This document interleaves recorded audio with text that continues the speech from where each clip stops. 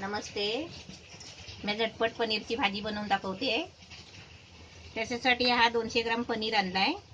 एक मोठा कांदा घेतलाय कापून. ही लसूणची पावडर आहे. थोडासा चिमटीभर आहे ना हिंग घेतलाय. ही थोडीशी कोथिंबीर आहे.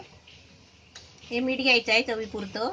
हळद घ्यायची आहे थोडीशी आणि मिरची मसाला 1 चमचा. त्यासाठी हे तेल आहे. आता मी आहे ना तुम्हाला करून दाखवते. गॅस पेटवलाय आणि त्याच्यावर तवा ठेवलाय. आता मी तव्यामध्ये आहे ना तेल ओतते. तेल तापलाय. त्याच्यामध्ये आता कांदा टाकते. आणि कशी माहिती आहे, आपण कसं पनीर आणला ना की आपल्याला कसं पनीर मसाला पाहिजे, त्याला ग्रेव्हीसाठी त्याला सगळं साहित्य पाहिजे.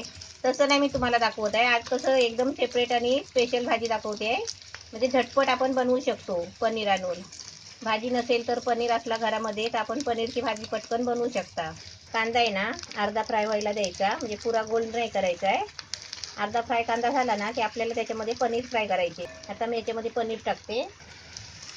पनीर आहे ना कांद्याबरोबर असे चांगले फ्राय करून घ्यायचे, म्हणजे पनीर पण फ्राय होतात आणि कांदा पण फ्राय होतो. असे चांगले आहे ना 1-2 मिनिटाचे जरा फ्राय करून घ्यायचे.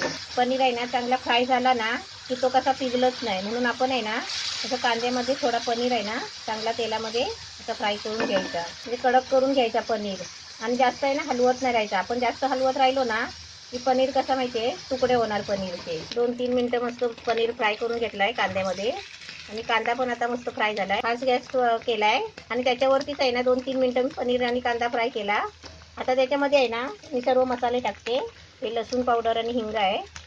हळद टाकली थोडीशी आणि 1 चमचा आहे ना मसाला टाकलाय. ह्याला चवीपुरतं मीठ टाकायचं. आणि हे चांगलं आहे ना आता ढवळून घ्यायचं, म्हणजे हलकट हाताने आहे ना हलकट ढवळून घ्यायचं असं, म्हणजे पनीर आणि कांदा आहे ना फुटला नाही पाहिजे. आता मीठ टाकलंय, सर्व साहित्य टाकलंय. आता मी काय करते, थोडा आहे ना गॅस मिडियम करते बारीक आणि जरा वाफ लावायला देते. आता 1 मिनिटासाठी मी झाकण मारते आणि तुम्हाला दाखवते. एकदम मस्त छान झाली आहे झटपट पनीरची भाजी. एकदम मस्त फ्राय झाली आहे. आता गॅस बंद करते आणि तुम्हाला काढून दाखवते. झटपट पनीरची भाजी मस्त छान झाली आहे. अशी तुम्ही पण बनवा.